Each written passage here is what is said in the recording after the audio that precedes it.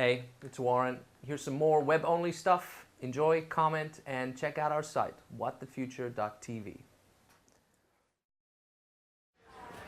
What's the biggest problem in the world? Because at the end of the day, it doesn't make sense to talk about a problem unless there's a solution to it. I mean, arguably, the biggest problem in the world is that we all die. Yeah. But we don't have a good solution to that. Or economists would say there's a severe undersupply of immortality, right?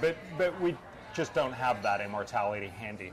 And so it's about saying there are lots of problems, there are also lots and lots of solutions, but solutions are not equally good. Some solutions are very expensive and do little good, and some solutions are very cheap and do a lot of good.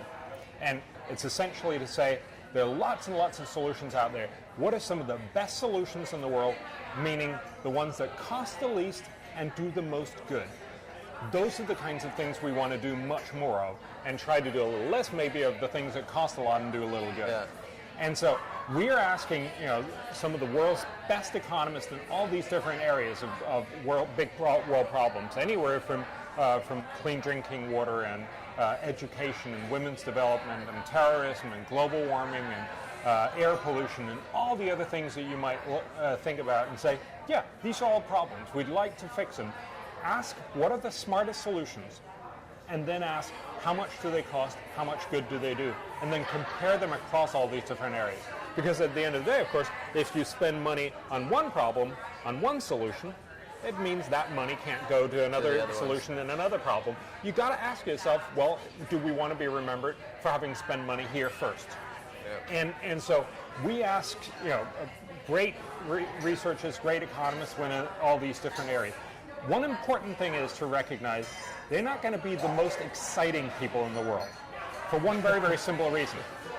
They are working on the basis of decades of peer-reviewed published literature. Yeah. The most exciting stuff that you'll ever read is always the guy who just thought of this new idea that might or might not work, or that seems to be working in this case, but we don't quite know whether it's scalable. And just to give you a brief sense, there's about 3 billion people, almost half the world's population, that lack one or more micronutrients, essentially lack a vitamin pill.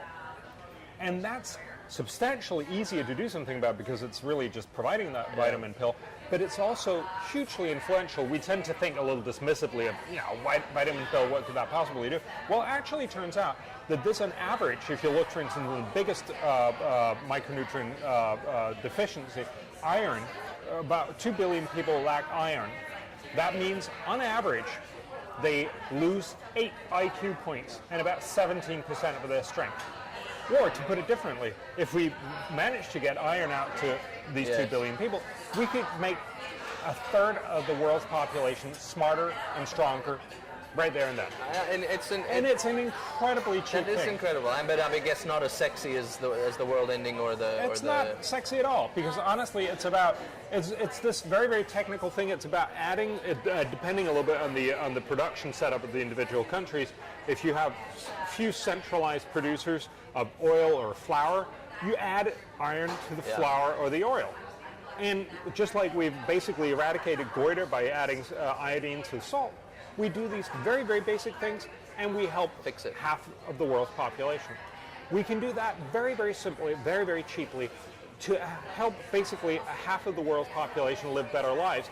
That would cost about $300 million. Not $1 billion, $1 million. $300 million a year.